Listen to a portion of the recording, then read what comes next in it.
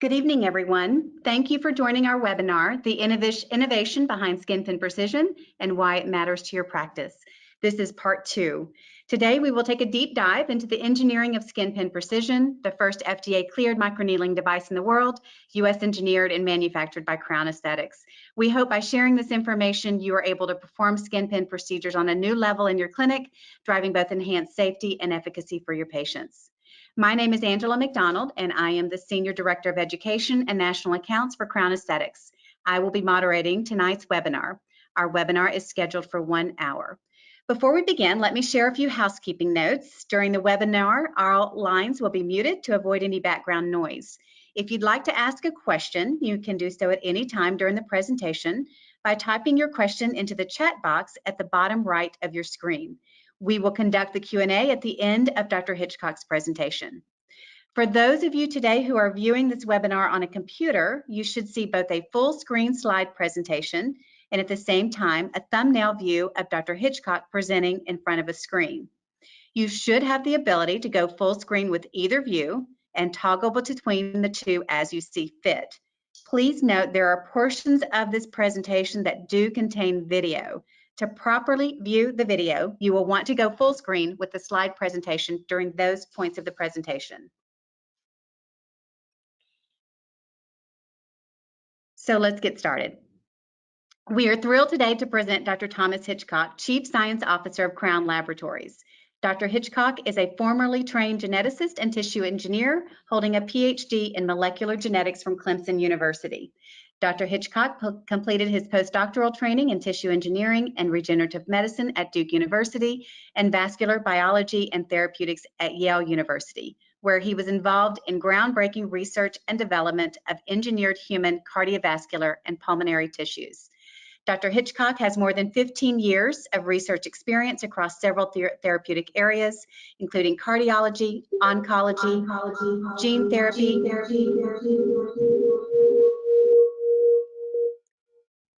plastic facial,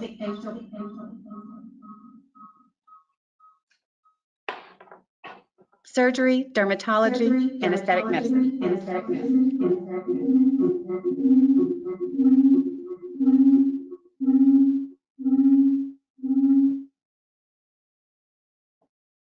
Dr. Hitchcock?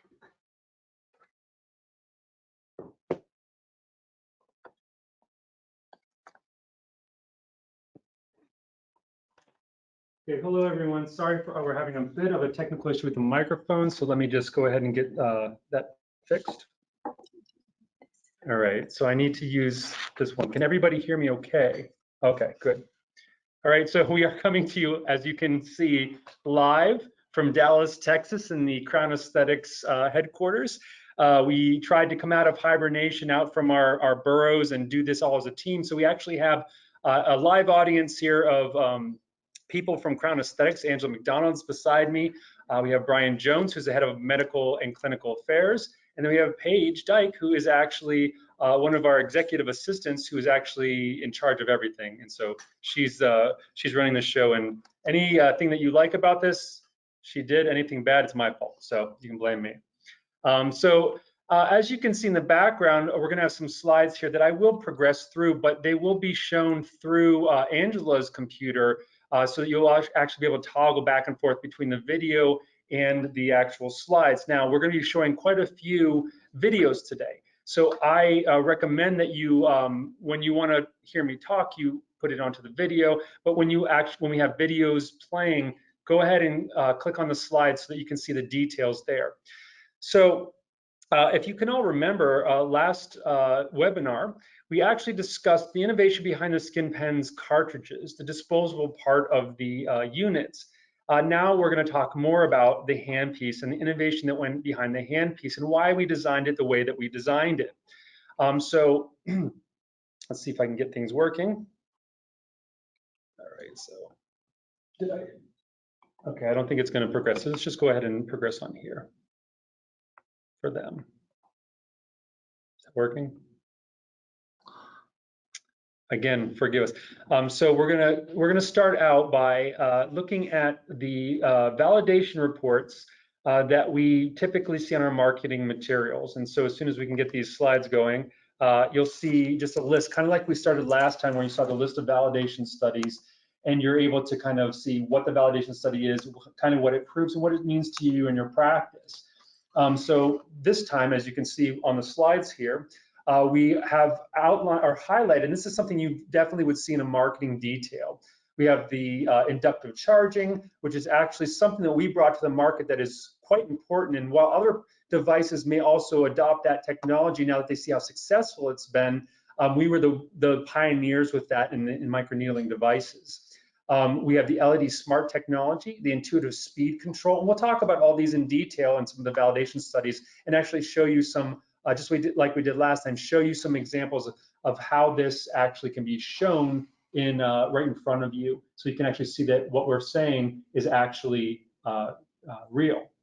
And so we also have an ultrasonically sealed handpiece, which is important to make sure that you don't get contamination inside the device. And so one of the reasons why we did inductive charging is so that you don't have to have any slots or compartments or anything of that nature to put batteries into, et cetera, that could get in the crevices, bacteria or other microbes, and you basically have to worry about cross-contamination. And then, of course, it also allows for decontamination of the device because you can wipe it down completely, not worry about any type of fluid ingressing into the device and actually causing harm to the computer or to the electronics.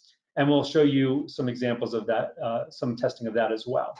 Then we have the ergonomic design, the medical grade motor that goes up to 7,000 RPMs or at 7,000 RPMs. And then, of course, the same with the inductive charging, the cordless with medical grade battery. Now, first thing I'll speak about, we don't really have a show and tell because the show and tell is right in front of you here, is the ergonomic design. I would like to let you know that there are companies that are going to say ergonomic design just because it is a marketing buzzword, and they're using it as it basically kind of fits into your hand when you hold it. The way we talk about ergonomic design is that we actually went to a agency that does this, and we had models built to spec that actually were made specifically with our device in mind, the size of the device, the weight of the device. And we had several models made out of balsa wood, I believe. And then we actually had a panel of users try those models to see how they would feel holding it, how it felt in their hand, how they felt it would cause fatigue, etc. And then we actually took a composite of all the feedback and made the design that you see here today. And so that is what we mean when we talk about ergonomic design, is that it actually was intentionally designed with feedback from users based on modeling, not just something that is, a cylinder or something like that, that people might say it's ergonomic. So that is actually one part of the innovation that goes into the handpiece, is actually the ergonomic design. So if we go to the next slide here, this is what I was talking about, where we see these validation tests that we performed on the body of the device, and you can see the purpose here as well as the results. So this is great. I think you'd all agree that when you adopt the device, or if you haven't yet, if you look at these, you'll probably be very pleased that you have these tests that were produced to look at motor consistency, independent battery power, and the level indication, et cetera, that these all work, how they're built to work, they're all within specs, et cetera. But it's another thing to actually see those tests performed. And so we actually, we're not we use third parties to actually do most of this testing, but we've then brought them in-house and did our own testing to corroborate those third-party independent tests. So if you go to the next slide, and I think just skip past this slide here. Going to the next slide, yeah. Okay, so Brian Jones, Dr. Jones is sitting next to me right now. He actually did a lot of what you're going to see today.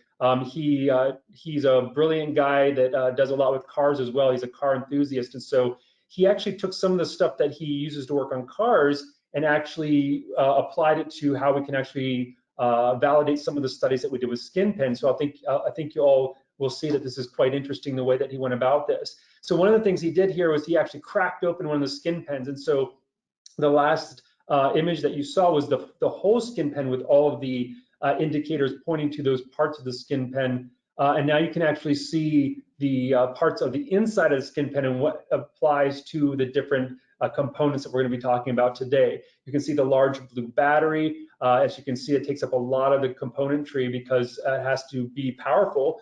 not only because we have to drive that motor, because remember the SkinPen, what we saw before, it goes to the depth that you program, regardless of the difficulty through the tissue.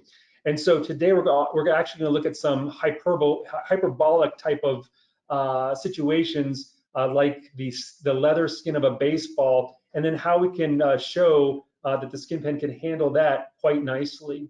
And so that's why the battery is quite important. So not only can you get the power that you need, but the longevity you need as well, that the battery is going to last for a long time. Now, what I will say is that one of the brilliant design elements that we put into the SkinPen Precision was we built in that the holder, the cradle that you put the pen into. So ideally, you never run out of charge, because there's really no reason that when you're done with a SkinPen and you're done doing a treatment, that you don't just place it into the cradle while you're waiting for your next treatment, and then it starts trickling in charge. So even though it could last hours upon hours, and we will show you some proof that it can last quite a long time without being charged, there's no reason why you should have to worry about that, because of the inductive charging allows you just to place it onto the holder and it charges while it's waiting for its next patient. So let's go to the next slide. So what we're going to talk about first here is the cordless aspects of the device. So we just talked about the inductive charging, why that's brilliant and important and useful for you in your practice, because you never really have to think about charging the device because it's in the holder. It's inductively charging. There's nothing to plug in. There's no need for cords that can contaminate to get in your way. So that's all part of the brilliance of the inductive charging. But then we talk about the cordless battery that is medical grade, and they can power the device at 7,000 RPMs. Now, the question that we get a lot of times from practices that have had other companies selling against us is that there's this myth out there that somehow if you have a corded device, that it is somehow better because of the consistency of the power that's driven to the motor. And so we sought to show you, even though we knew it was true, we knew that wasn't true, we wanted to show you that that wasn't true. And so Brian came up with a brilliant set of experiments. And so the next slide, here we have a setup that Brian put together. And so Brian, if you could hand me some of these instruments. So you can see on your screen, so I'm going to show you on the video as well if you want to see. So here we have a phototachometer. So you can see here, this is something that you could probably get where, Brian, at a automotive store? Sure. Yep. And so basically all this does is it looks at, it's like a radar gun that the police would use. It's not exactly the same thing, but it's a similar concept that it actually looks at the speed of a moving object based off of the laser that bounces off of the tachometer and hits the object. And so what we're going to use this for today, well, in the videos, what Brian used this for was to actually look at the speed of the reciprocating mechanism of the SkinPen Precision device and to check how fast it's going during each of these experiments. The next piece of equipment that he used is something that many of you may be familiar with, which is a voltometer. And so this, or a voltmeter. And so this is actually something that you just place the electrodes on the diodes of any given power source, and you actually can see whether the volt or the amperage is consistent. And so today we're looking at it for volts. We're going to be testing the voltage of the battery, so the power coming out of the battery as it runs longwise, so the length of time that it runs to show that it's consistent, as well as it's powering through tough circumstances to show you that it's actually self-adjusting. The device is actually using software to adjust itself so that it can actually power through even the toughest of substances. And then you can see here how Brian actually set up this, where he actually connected the voltmeter to this. And so here's the ends here, and then he just connected to the battery. And so we have a little stand here. We'll talk about that when we get to the other part there. So the next slide here is actually the beginning of his experiment. And so we started, and here you can see on the left-hand side is the time. So you'll see at each of these slides, we're going to go progressively through these slides. And we started at 0 hours, okay, at 2:56 p.m. And you can see, if you can go ahead and play it there, Brian, you can see on the right-hand side, you can see the tachometer, and it's at around 7,000. And you can see that it fluctuates a little bit as he's detecting the speed at which this is penetrating, and I believe this is gel, right? Correct. Okay. so like a gelatin-based skin substitute. And you can see that what he measured was that the voltage was around 3.94 volts. And this is as soon as the pen is freshly charged, 100%, and just turned on. And it's at a speed roughly slightly over 7,000 RPM. If we go to the next slide, you can see that the next time period, oh, we're still on the video here. Okay. The next time period that Brian measured it was at 3 hours and 47 minutes. Now, we do want to cut Brian some slack here because it's not going to be at rounded time periods because he did have other things to do in his day. So he's going to basically be capturing this at certain time periods, but he's very, the good thing here is we can see he's very accurate at the time, so we can see that we can follow that accuracy along the way. At 3 hours and 47 minutes at 6:43 p.m., he measured the voltage again at 3.8. So it's pretty much the same as it was at the initial part of it. And if you look again, you can play the video, you can see that the speed, again, is still around slightly over 7,000 RPM. So again, 3.8 volts at 7,000 or 7,000 plus RPM. So that means that almost 4 hours of constant running, so this is continual running, it's still keeping the same power from the battery and the same speed in the SkinPen, right? The next time he checked it was at 6 hours and 3 minutes. Again, you can see we have a slightly lower voltage, but as the battery is starting to run low, but it's 3.6, which is really close to the original 3.8, 3.9. And still, if you look at the tachometer, you can see that it's still over 7,000 RPM. So it's not slowing down. We still have the same amount of power that's being pushed through the device at 6 hours and 3 minutes. And then the next time you check the device was at 7 hours and 13 minutes. And again, I won't belabor this. It's still at 3.6 volts. It's still roughly over 7,000 RPM. And let's go ahead and skip to the next one. We don't need to watch the whole video here. Okay, now we're at 8 hours and 10 minutes. So now it's 11:06 p.m. and Brian is getting tired. So he may have expected that the SkinPen might have been running low by now, but it's actually still going strong. It's still at 3.6 basically volts, still at roughly a little over 7,000 RPM. And then is that the final one, or is this one more? No, that was the final one. Okay. It kept on going for another hour, but I had no one to videotape while I was holding the tachometer. Yeah, so see, Brian actually, during the quarantine, enlisted his whole family to help him with these experiments. Again, 8 hours and 10 minutes. There's no way on earth that you're going to be using your SkinPen for 8 hours and 10 minutes and not recharge it. And still, it's going strong. It's still basically at full power as far as what it's putting out, and it's still doing 7,000 RPM. So the deviation from what you would have gotten from a fresh charge to after 8 hours and 10 minutes of continual use is basically the same.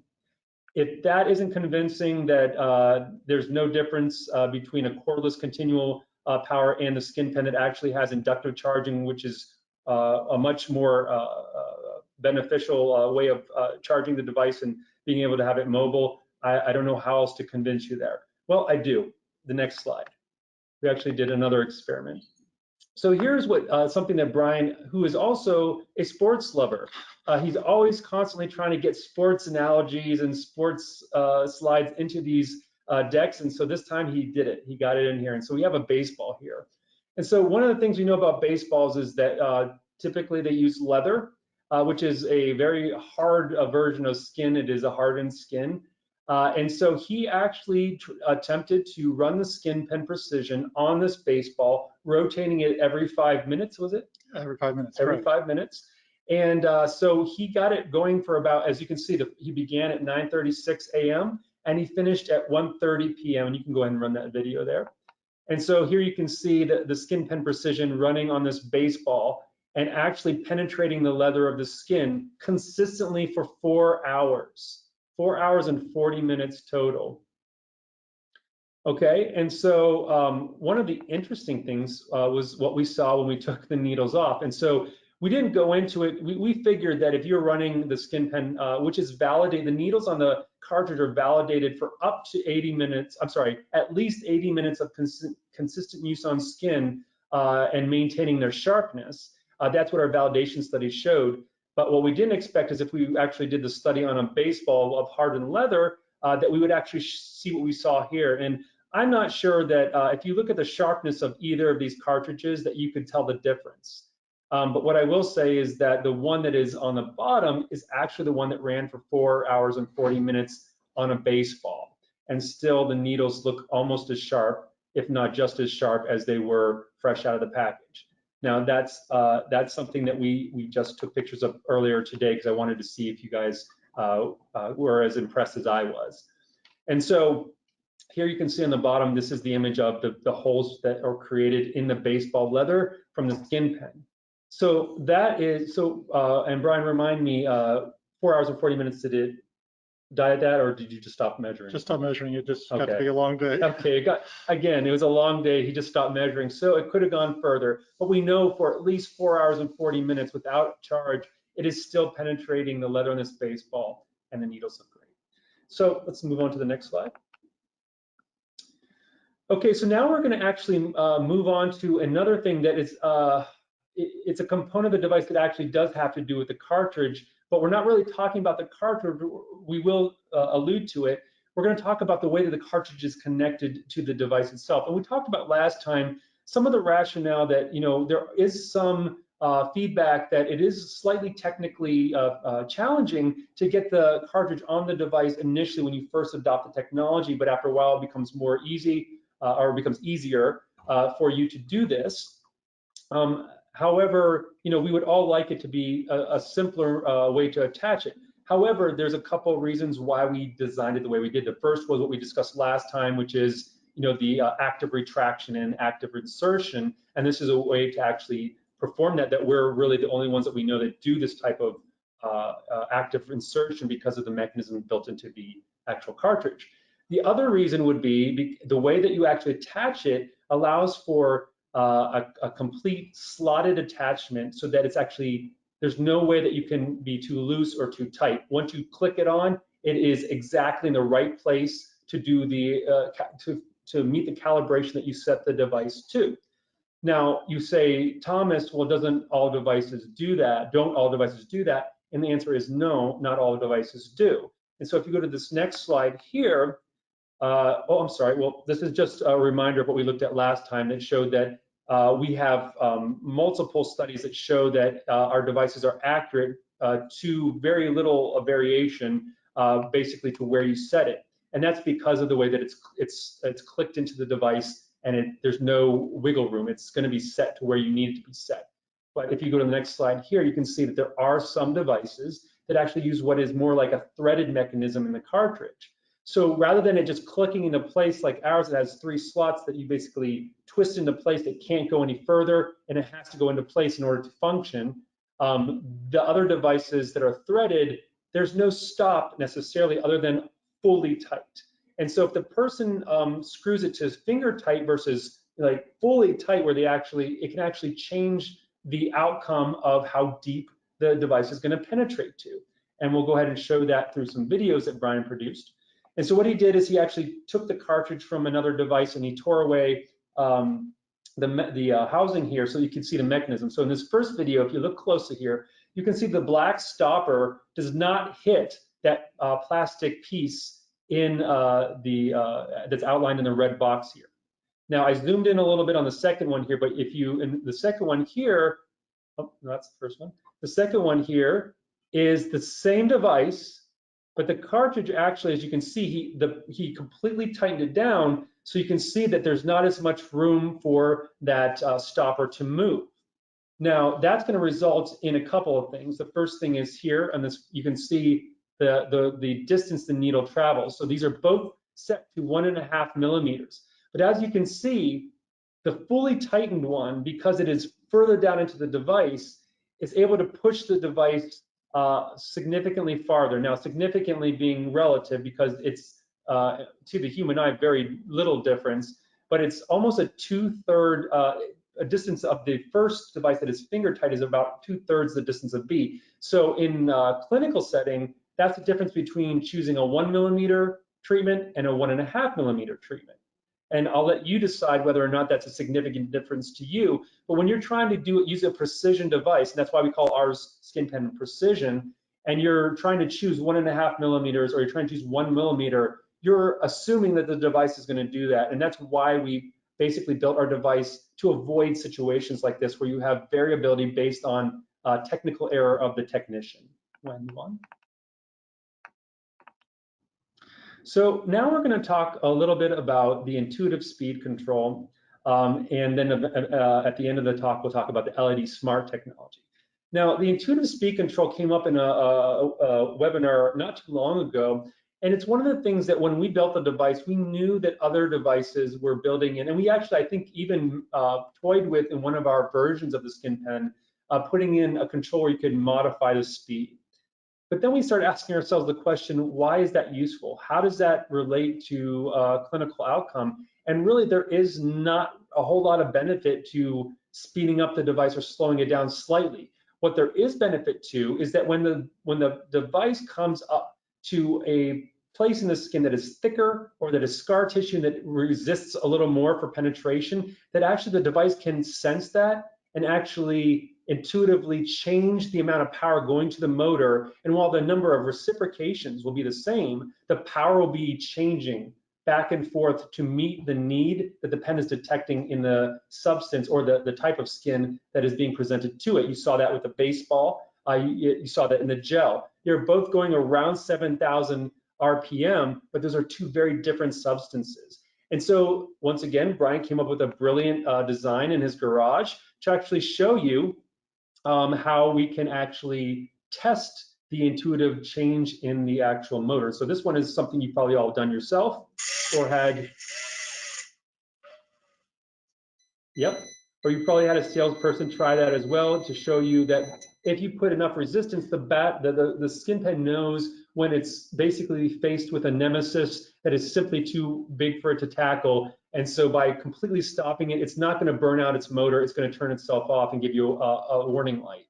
On the skin, you will not come up against any type of foes like that. It's powerful enough to tackle anything on the skin, but of course, there are things in like fingers pressing against the motor that will get it to turn off, because that's not something you're going to come across during your practice. So another example of what he wanted to show you was that actually, if you progressively add more and more weight, whether or not the device will adjust its motor speed. And so if you look at very closely at the tachometer, he's going to be adding beads to this cup. And so you can just hand me the cup right there. So he took this little cup here, and he just added beads to it. And as the beads were sitting on top of the device, so he took the, do you have a, can I have the intended one? You can pause the video. So he took this part off of the SkinPen device. He took the outer sheath off, and so he placed the cup directly on the needles. So the cup was actually sitting right on top of the needle. So every time the needle went up, the cup went up. Every time the needle went down, the cup went down. All right, let me take that back. And so the idea is that as you add more BBs to that cup, you're adding more weight to the SkinPen device, because this is, remember, this is coupled directly to the motor, because it's active retraction. It's directly coupled.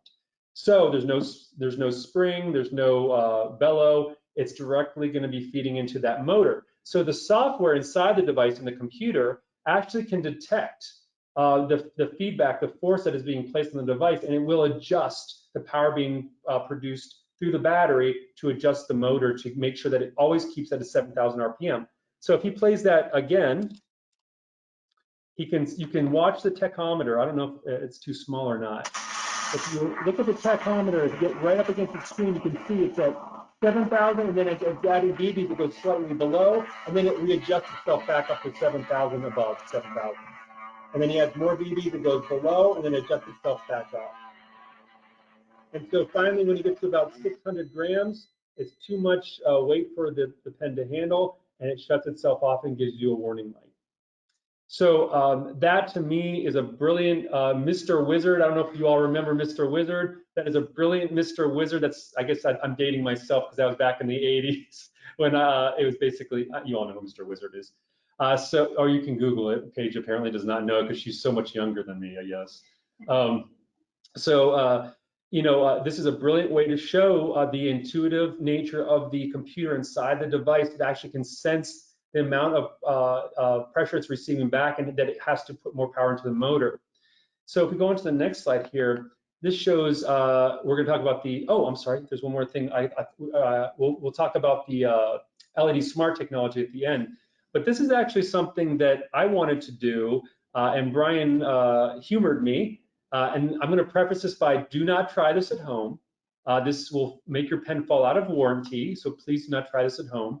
But we have the ultrasonically sealed device, and so we wanted to show you that if we actually place this device in liquid, it will not hurt the device. So here you can see we put the device at 1029 running, and then he'll do some Hollywood magic, and we're now at 1040. And then now we're at 1050, it's still running strong. And now we're at 11 o'clock. So 30 minutes later, it's running constantly, immersed in the water.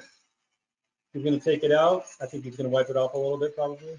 No, he does not. He just turns it off, and he's going to turn it back on to show you. Yep, see, it's working perfectly. But I reiterate, do not try this at home because we do not cover warranty if you throw your SkinPen in the toilet.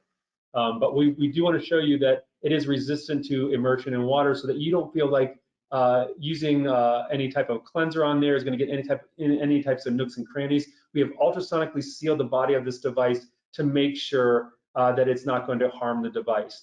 Now, what we will say is that in this era of people being super diligent on decontamination of devices and such, we do have certain things that we should not be using on the SkinPen device, such as alcohol. We should not use on the body of the device because certain of the substances that overlay the LED panel, that solvent will actually cause it to peel up. Things like bleach, bleach solution of, I think we said 2.2 to 10%. Yes. 2.2 to 10% bleach solution is appropriate to use on the body of the device. If you so choose. The sanding cloths, which were validated with our device, are appropriate to use. If you want to use ethanol or alcohol, it is appropriate to use those on the metal parts of the device. So right here on the let me get that off. Right here, you can see on the metal parts here, it is appropriate to clean those with an alcohol pad or swab or whatnot. It will not harm the inner mechanics of the device, so you don't have to worry about it going into the motor or anything because alcohol will evaporate. So I wouldn't go gangbusters, but you can decontaminate this if you so desire using alcohol. You cannot use it on the rest of the device. You can use the bleach or the sanding wipes if you so choose. Now, of course, the only thing that we recommend is what was validated and is published on our IFU, which is the sanding wipes. But we do know that they're not always available, and in some territories across the globe, they're not available as well. So we'll move on to the last part of the talk here, which is the LED smart technology. And so we'll go ahead and go to the next slide. And so basically here, it's just a reminder for you to know that while we believe that you should always place the device back in the charger just for your own peace of mind to make sure that it's always charged to the fullest, as we've seen today, it doesn't matter if it's charged to the fullest because until the battery craps out, you are going to get the full power of the SkinPen Precision device. And so, but you can see here that if you have all three LEDs, that's when you're about 70 to 100%, you're in the clear. Even if you have two, you have 30 to 70%, it's going to be just as strong as if it was freshly charged. But then when you're at 15 to 30%, you're still going to get all the strength. But that's the time where if you have a lot of people lined up in your clinic, it's probably time for you just to place it back on the cradle because first off, you need to take a break. You've been treating people for 8+ hours. But also, it's just time for you to make sure that you get a full charge on your device so that you can start the next day and do another 8 to 10 hours of treatments. So next slide, I believe that's it. Again, here's my Instagram handle. I encourage you to add me. We're going to actually be launching off something very exciting in the next month or so. We're going to have an 8-part mini series. It'll be kind of a hybrid webinar, actual mini series, docu-series type of thing. And it's going to be Very exciting, and it's going to culminate with a great announcement at the end of the series. So I think it's going to be 8 parts, and we will start probably end of June, early July. But please definitely add myself, the SkinPen, Crown Aesthetics on your social media so that you can get all the latest and greatest of what's coming down the pipeline. And I think now we have time. We're doing really well on time. So I think we have a good 15 minutes if you all have questions.